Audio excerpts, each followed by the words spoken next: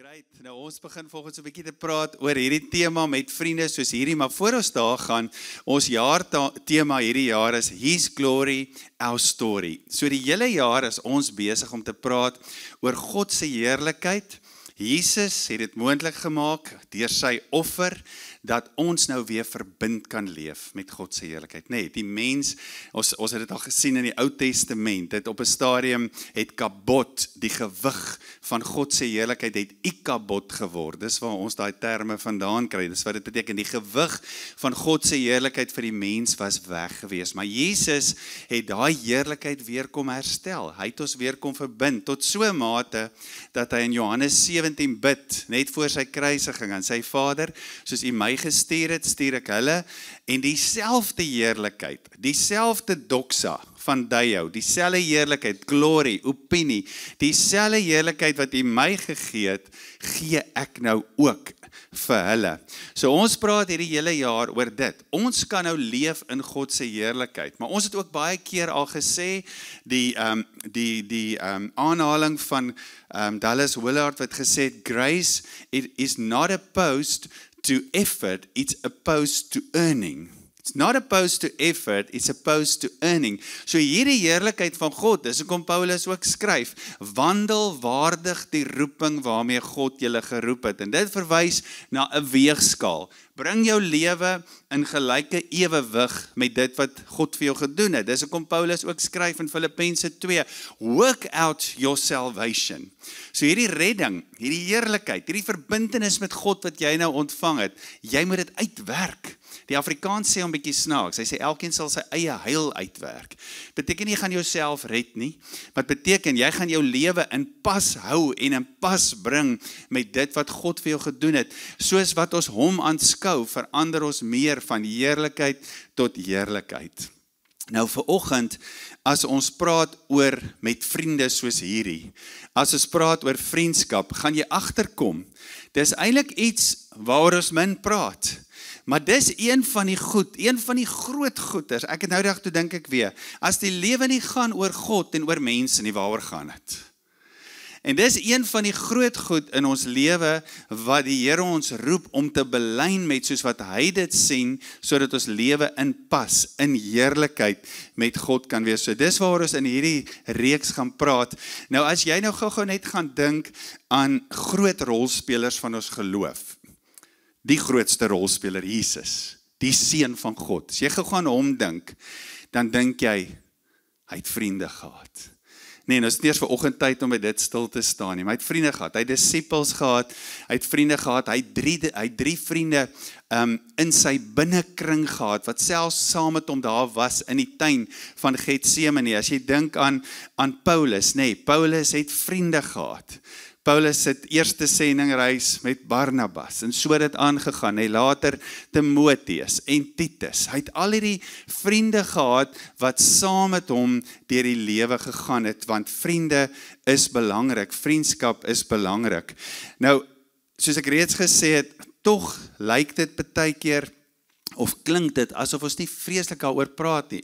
Vriendskap word sommer vir ons amper net iets van, oh by the way, o ja, by the way, ons het mekaar ontmoet. O ja, by the way, ons ken mekaar ook. En baie vriendskappe ontstaan so. Maar as ons na die woord gaan kyk, dan sien ons dat die pad van vriendskap is nie 'n by the way situasie nie. Nou vanoggend net om jou te help om so 'n bietjie oor dit te begin dink. Vriende beïnvloed ons lewens. Ek wil gou jy moet aan jou eie lewe dink.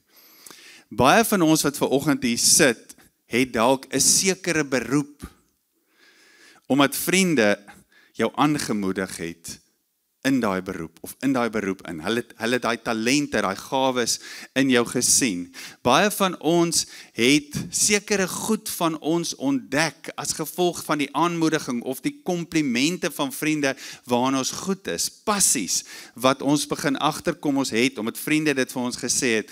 Baie van ons sit vandag, en jy is getroud met jou man, of jou vrou, omdat vriende julle aan mekaar voorgestel het. Is daar sulke voorbeelde? Ek dink daar is sulke voorbeelde hierso. Want iemand het julle aan mekaar voorgestel, nee. Ek dink net aan my eie lewe, baie goeders wat ek beleef het, wonderlike goed wat ek beleef het, memories wat ek styf vashou, omdat ek dit beleef het deur vriende of saam met vriende. Baie van ons sit vanoggend hierso en jy ken die Here as gevolg van vriende. Ek het al een keer die storie vir julle vertel uit my eie lewe uit. Dis vriende, maar hulle is baie ouer as ek. 2 koppels, 2 huisgesinne wat my eintlik aan die Here voorgestel het en dit het alles gebeur deur vriendskap. So vandag ken ek die Here as gevolg van hulle. Nou, ek weet ons almal het ook slegte stories van vriendskappe. Teleurstellings, goed wat ons beleef het, wat nie goed uitgewerk het nie. Ons weet ook dat baie keer, ek onthou, my ma het altyd vir my gesê, onthou, jy gaan geken word aan jou vriende. Weet nie of hulle dit vir my gesê nie, ek het dit nie nodig gehad. Ek was nogal die hoofseun tipe. Dalk het hulle maar net pro rata, so het dit gesê. Onthou, jy gaan aan jou vriende pro rata. Jy gaan aan jou vriende geken word. En onthou, slegte vriende, hulle het hierdie invloed op jou lewe. So wanneer ons ook oor vriendskap gepraat het, dan was hy amper dadelik geconnect aan die negatiewe. Pas op vir hierdie vriendskappe. Maar tog het die Bybel so baie te sê oor vriendskap, meer as wat ons dink. En dis wat ons in hierdie 3 weke so bietjie saam wil ontdek. As ek dalk vanoggend ook gaan vra, wie van julle het onlangs 'n boek gelees oor die huwelik? Dan gaan daar hande opgaan. As jy weet onlangs 'n boek gelees oor finansies, dan gaan daar hande opgaan. As jy weet 'n boek gelees oor ouerskap, het die Brits, dan gaan daar hande opgaan. As ek vanoggend sê, wie het onlangs 'n boek gelees hoe om 'n beter vriend te wees? Is daar iemand wat onlangs so 'n boek gelees het? Daar word min oor dit geskryf, maar tog sê die Bybel baie daaroor. Nou ek het gaan kyk, net gou-gou in Spreuke, ek weet nie of my feite reg is nie, maar dit lyk of Spreuke so 8 keer negatiewerig, waarskuwenderig praat, is dat so 'n woord, waarskuwenderig praat oor vriende, maar omtrent 15 keer oor goeie vriendskappe. En toe moet ek nou nogal dink, toe dink ek, ek ken nogal die waarskuwende dele, nie die ander dele so goed nie, en dus moet ek weer 'n bietjie na dit gaan kyk. Nou as ons dink aan vriendskap, ek dink die eerste plek waarna ons gaan in die Bybel, as ons bietjie van die Bybel ken, sal wees miskien wat Jesus oor vriendskap gesê het, maar dan ook die boek Spreuke, wat een van die wysheidsboeke in die Bybel is. Met ander woorde, as ons sê, die boek Spreuke is 'n wysheidsboek, en vriendskap word baie oor geskryf in Spreuke, dan beteken dit, dis 'n belangrike aspek. Dis iets belangriks in ons lewens, waaroor ons wysheid moet hê. Nou hoor gou-gou, hoe begin Spreuke? Sommige die eerste hoofstuk, 7de vers, sê, ontzag vir die Here is die begin van kennis. Ontzag vir die Here is die begin van kennis. Wysheid en vermaaning, net sotte verag dit. Weer 'n keer is dit onderstreep, ontzag vir die Here, vrees vir die Here, sê die ou vertaling, maar is nie vrees soos in bang wees nie, dis respek, dis verhouding met die Here, dis waar wysheid begin, en vanuit daai verhouding met God, kan ons dan ontdek wat God sê, wat hy met ons praat, en dan ook hier in die Spreuke, oor wat is die waarde en die wysheid en die belangrikheid van vriendskap. Nou, een van die baie bekende gedeeltes in Spreuke oor vriendskap is die volgende. Spreuke 27 vers 9, sê, olie en reukwerk verbly die hart. Net so die aangenaamheid van 'n vriend van wie welgemeende raad. Hoor hom gou weer. Olie en reukwerk verbly die hart, net so die aangenaamheid van 'n vriend van wie welgemeende raad. Nou as jy die wêreld verstaan waarin hierdie spreek ontstaan het, dan gaan jy die spreek verstaan. Dit werk so in alle tale, selfs in Afrikaans, nee. Baie van ons Afrikaanse spreuke vandag, dink ek het nie meer die trefkrag wat dit gehad het nie, omdat die konteks so bietjie verander het. Dink so byvoorbeeld, as ons die spreekwoord gebruik, dis een van die voorbeelde wat begin verdwyn het, nee. Die spreekwoord wat sê, hy soek 'n naald in 'n hooimiet. Wie van julle praat nog so? Hy soek 'n naald in 'n hooimiet. Wat beteken die spreek? Dit beteken, hy's op soek na iets. Hy jaag iets, hy's agter iets aan, wat nie eintlik bestaan nie. Hy soek 'n naald in 'n hooimiet. Nou in die tyd waarin hierdie spreek ontwikkel het almal geweet, wat's 'n hooimiet? Vra vandag vir 'n kind, wat's 'n hooimiet? Nie 'n klou nie. Of min kinders gaan 'n klou hê. En dis wat hier gebeur ook. Ons moet verstaan, wat was die konteks van daardie tyd? Hoekom sê Salomo, olie en reukwerk verbly die hart? In die antieke wêreld, weet ons, was olie en reukwerk verskriklik kosbaar en dit was baie duur. Dink maar gou-gou aan die vrou wat gekom het en sy het die olie met die albasterfles het sy op Jesus se hare, sy hoof en sy voete uitgegiet, nee. Wat was die reaksie geweest? Die disippels, veral ou Petrus was altyd in die moeilikheid, was dadelik kwaad geweest. Hy sê, hoe kan jy dit doen? Weet jy wat is die waarde van dit? Dis 'n jaar se salaris en hy is toe nou baie geestelik, want hy sê toe ons kon daai olie verkoop het en ons kon daai geld gegee het vir die armes. Reukwerk en olie was duursaam geweest. Dit was gebruik in daai tyd om mense se lewens te verryk. En dit is wat die Spreuke skrywer hier sê. Hy sê dit is hoe waardevol en hoe kosbaar en hoe belangrik vriendskap is. Dit verryk jou lewe. Dis hoekom hy die spreekwoord gebruik en sê dit is soos reukwerk en dit is soos olie. Dit is waardevol. En dink gou weer daaraan. Spreuke gaan oor wysheid.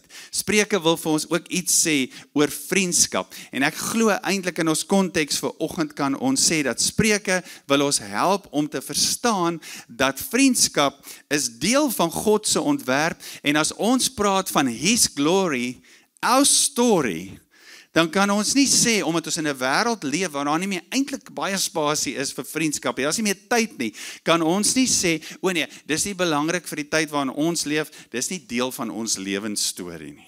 So wat wil ek eintlik vir oggend vir jou sê? Ek wil vir oggend vir jou sê, as ons praat oor His glory, our story, moet ons so bietjie hier stil staan, want as ons kyk na God se heerlikheid, wat nou deel is van ons lewens, en ons lewens te belyn met sy heerlikheid, het die skrif baie te sê oor die rol van vriendskap, om ook God se heerlikheid in ons lewens te hê. Ons gaan nou daarby kom, ook in die Nuwe Testament.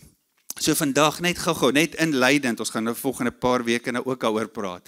Wil ek gou stil staan saam met jou by 3 redes hoekom ons dan na die wysheid van Spreuke moet luister oor vriendskap. So die eerste ding, en dan gaan ons hom so heen en weer vat. Die eerste ding is, ons weet die mens is geskape vir saamwees.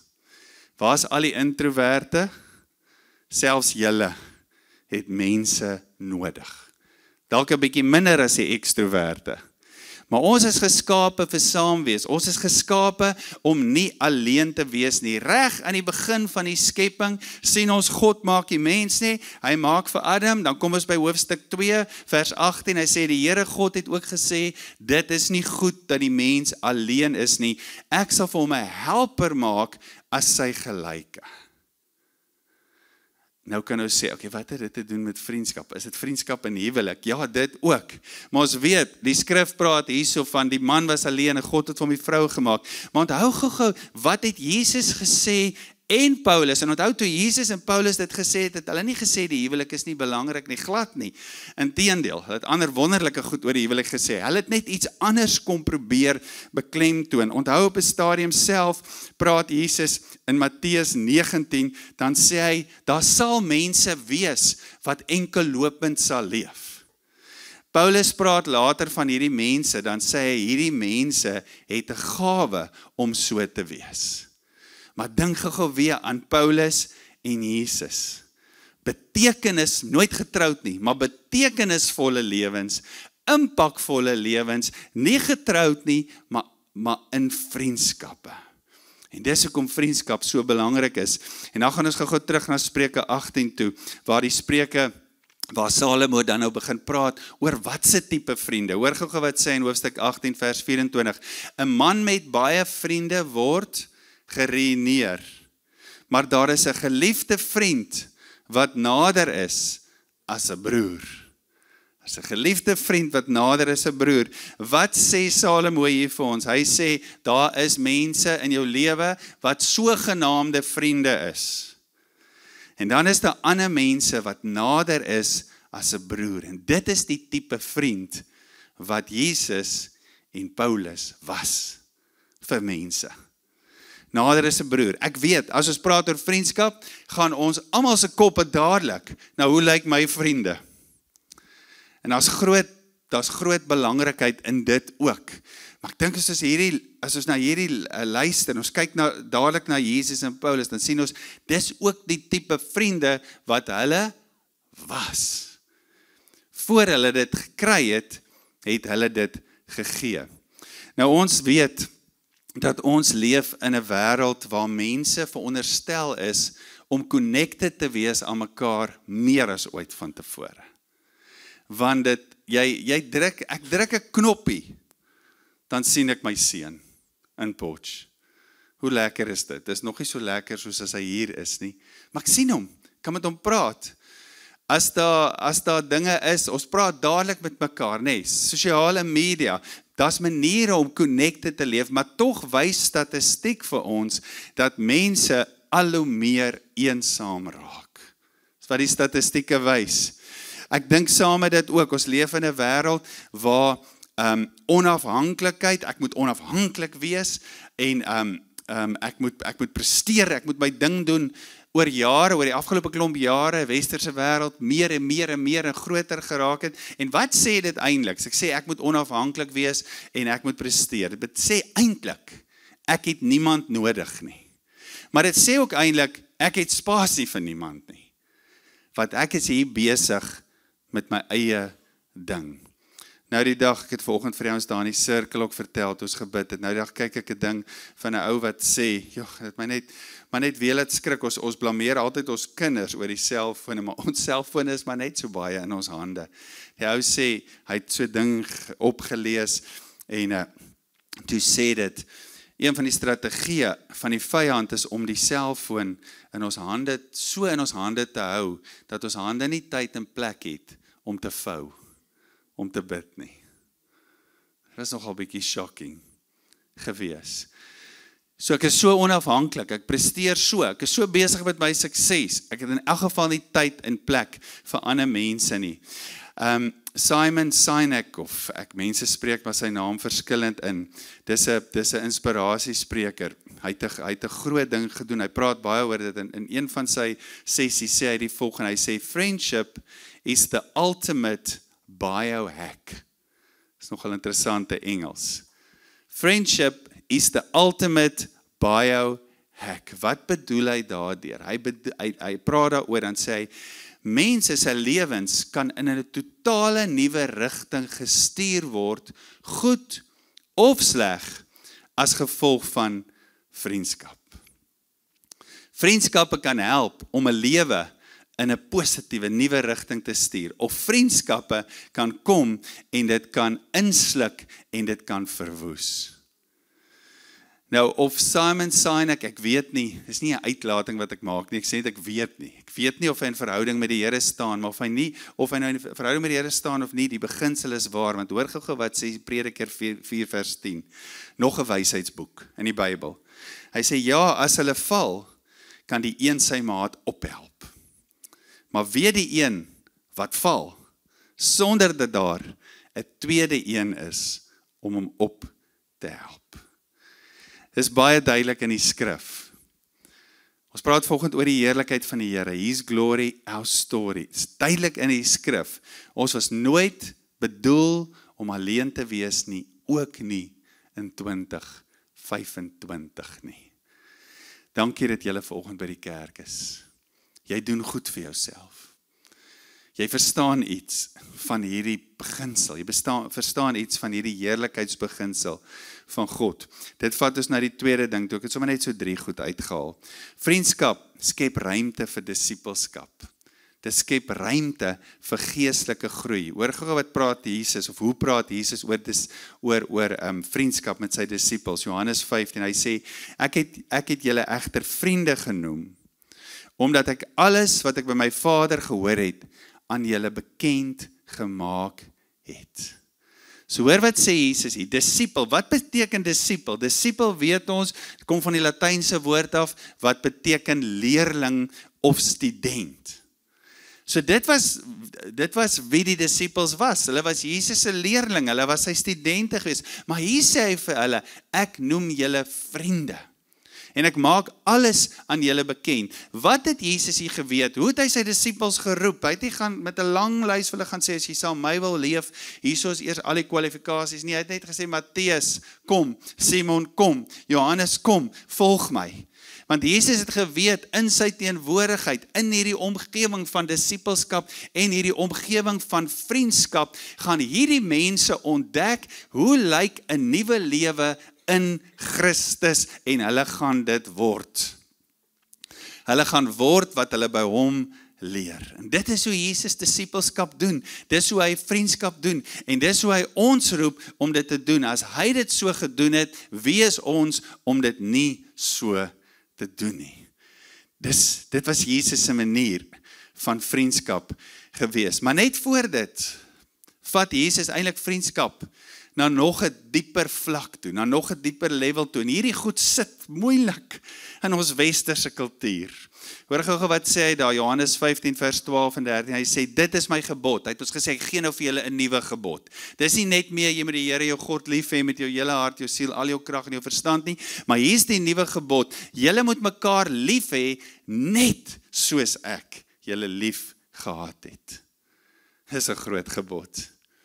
Net so. Groter liefde as dit het niemand nie, dat iemand sy lewe aflê vir sy vriende.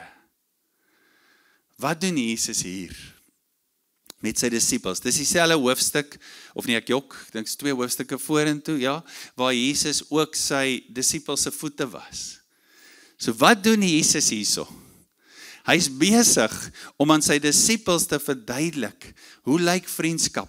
Hoe werk vriendskap? Wat's die inhoud van dit? Wat's die kultuur van dit? Hy het gekom om die koninkryk van God hier op aarde te vestig. En hierdie koninkryk is 'n koninkryk waar mense vriende is, by mekaar leer, maar vriende is volgens die wysheid van Spreuke, en dis 'n koninkryk waar vriendskap opoffer vir mekaar. Want wanneer ons opoffer vir mekaar, ons het in die huweliksreeks verskriklik baie daaroor gepraat, wees onderdanig aan mekaar uit ontzag vir Christus. Paulus som ook al die mekaar begrippe op 'n stadium op, dan sê hy, ag die een hoor, die ander hoor as jouself. As ons so kan begin leef, dit beteken nie jy underplay jouself, of jy's nie belangrik nie, dit beteken net, wanneer ek en Gawie by mekaar kom, as my kop kan wees, Gawie, jy's hoër as ek, Gawie is belangrik as ek, Gawie, ek wil jou dien, Gawie, ek is hier, om soos Jesus disipelskap gedoen het, dit ook vir jou te doen. Kan jy dink wat gebeur in daai atmosfeer? As wat ek daar instap en sê, weet jy Gawie, ek is nou eintlik 'n bietjie ongelukkig, want jy sit volgens op my stoel. En weet jy Gawie, in elk geval, jy het my gister ook in die dorp gesien, jy het my nie gegroet nie. It changes everything. Dit verander alles. En Jesus verduidelik hierdie tipe koninkryk, hierdie tipe van vriendskap vir sy disippels en vir ons. Dan gaan dit in daai selfde hoofstuk, gaan dit na die 3de ding toe. Wat Jesus sê, hy sê nog iets belangrik, hoekom vriendskap so belangrik is, vers 16 en 17, hy sê, julle het my nie uitgekies nie. Praat hy met sy disippels, hy sê, julle het my nie uitgekies nie, ek het julle uitgekies. En ek het julle aangestel om uit te gaan en vrug te dra.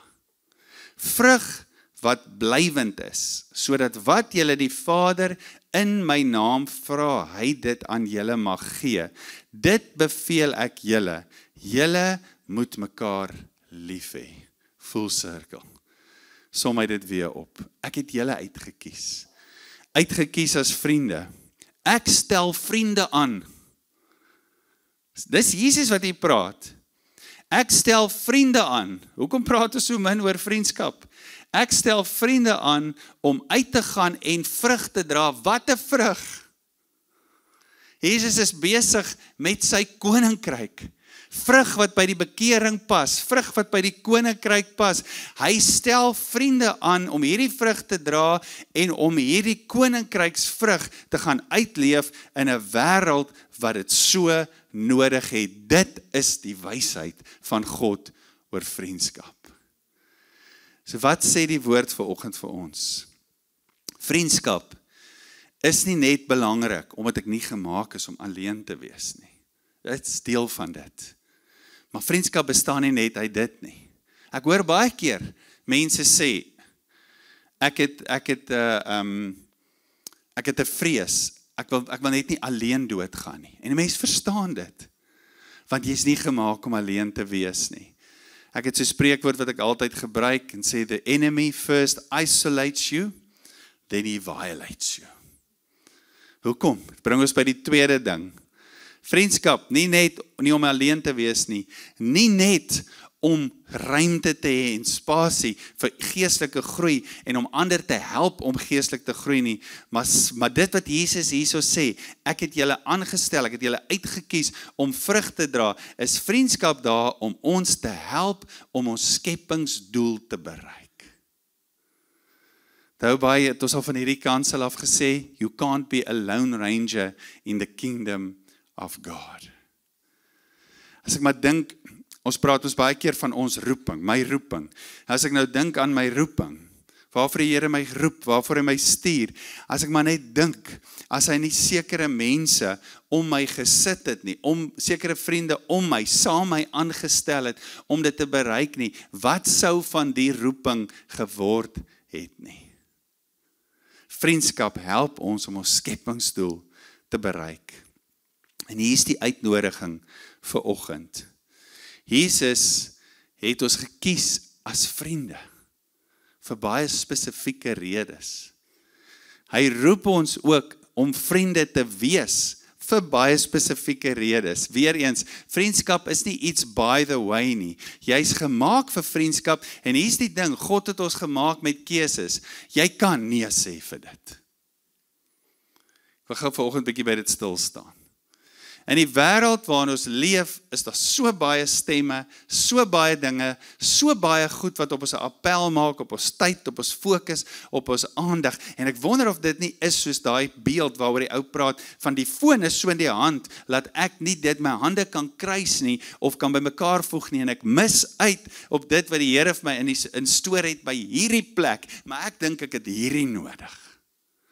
Net so. Ons wêreld in 2025 waarin ons leef is so besig, so appel, dat ek dink, hierdie goed is belangrik, maar eintlik is hierdie, die wysheid van Spreuke oor vriendskap in my lewe belangrik. So hier is die uitnodiging, ek kan nee sê vir dit, dis my keuse, maar ek kan ook ja sê vir dit. Ek kan uitmis op dit, of ek kan ontdek wat in dit opgesluit is. Ek dink so baie keer daaraan, as ek preek, ook Jesus se woorde mos, toe hy sy bediening begin het, het hy gesê, die koninkryk van God het naby gekom, bekeer julle, glo hierdie evangelie. Bekeer julle, draai om van hoe jy dinge doen, draai om in 'n ander rigting en glo hierdie evangelie, hierdie goeie nuus. En hierdie wysheid van die Spreuke, dit wat Jesus sê oor vriendskap, it's good news. It will take you somewhere. Het gaan jou iewers vat. Jy kan uitmis of jy kan ja sê vir dit en ontdek wat in dit opgesluit is. Dis die uitnodiging van Christus. Die uitnodiging is dat jy saam met ander mense die lewe sal ontdek wat daar in Christus is. You can't do it on your own. Miskien ja, tot 'n sekere mate. Ek gebruik baie keer die voorbeeld, dan dink ek, dat baie van die goed, wat ek vandag weet, wat in my geïnternaliseer is uit die woord uit, baie van dit het gekom deur die saampraat, die openbaring, die deel, die journey van ander mense.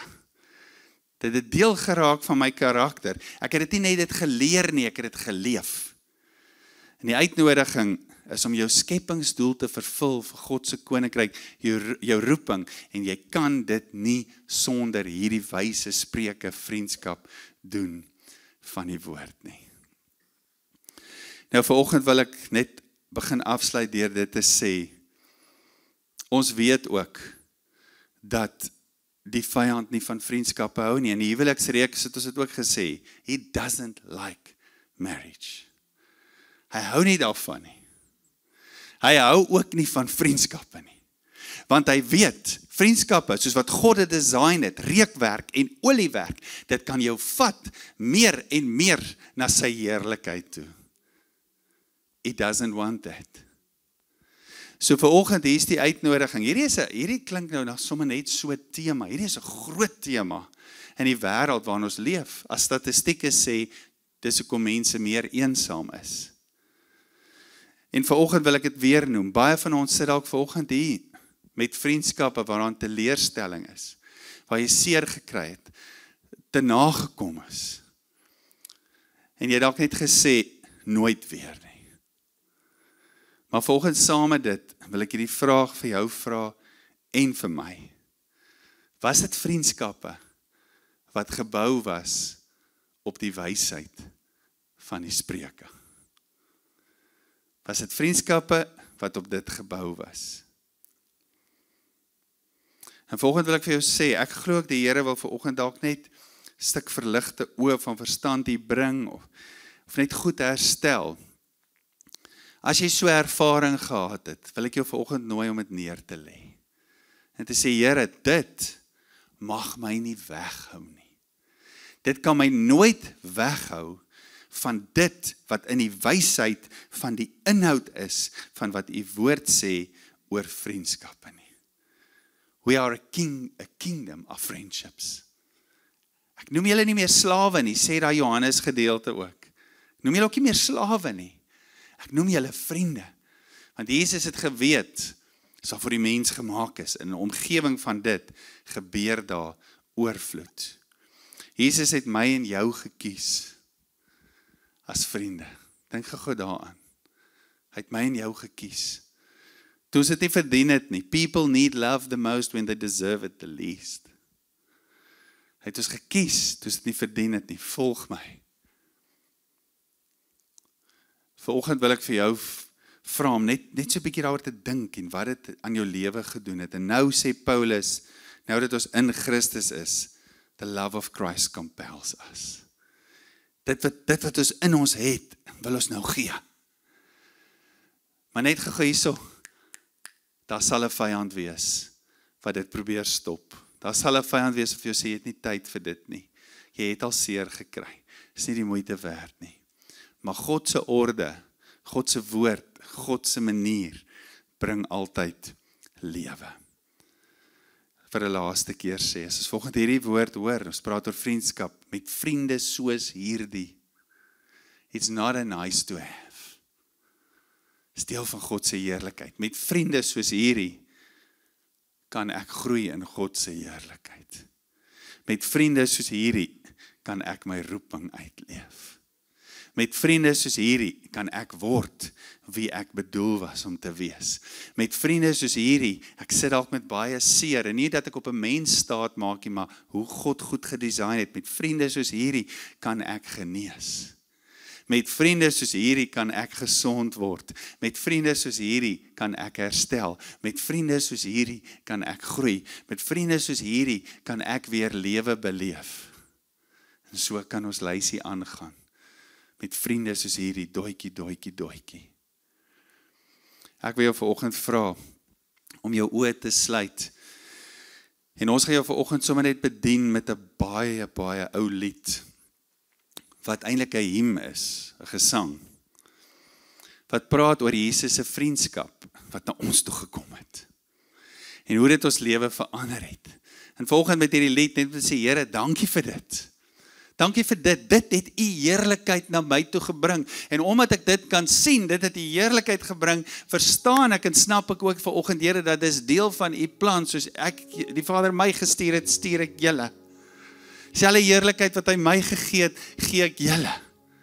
Ek stuur julle. Ek noem julle nie meer slawe nie. Ek noem julle vriende. Ek het julle aangestel om vrug te dra. Our world is so desperate for this. Kan ek vir jou gou sê, hoe desperaat is ons wêreld daarvoor? As jy die Here jou oop maak vir dit, begin jy dit te sien. Baie aande, miskien gaan hierdie vir jou weird klink as jy dit hoor. Maar baie aande op die einde van die dag, dan is ek so bietjie weer vies vir myself. Omdat ek het iets in die dag gemis. Daar was iemand by wie ek kon stil staan. Daar's iemand vir wie ek kon help om God se heerlikheid te ontdek. Want ons leef in 'n besige wêreld. Se dinge om te doen. Die program moet aangaan. Maar imagine 'n Mosselbaai wat hierdie kan verander. Mense trek hiernatoe, hoor ek. Ek beleef dit nie so nie, want ons werk lekker hard vir die Here. Maar mense trek hiernatoe om rustiger te wees. Wat help dit? Ons is rustiger en kan rustiger wees, but we miss this. Nou volgende is daar nie tyd om dit oor te praat nie, ons sal volgende keer oor dit praat. Daar's natuurlik verskillende vriendskappe, verskillende levels van vriendskappe. Some people you walk with, other you journey with. So laat die Here jou wys, wie is wat in jou lewe en vir wie is jy ook wat. Maar ek wil jou volgende nooi om hierdie te omhels, hierdie waarheid, wat God se heerlikheid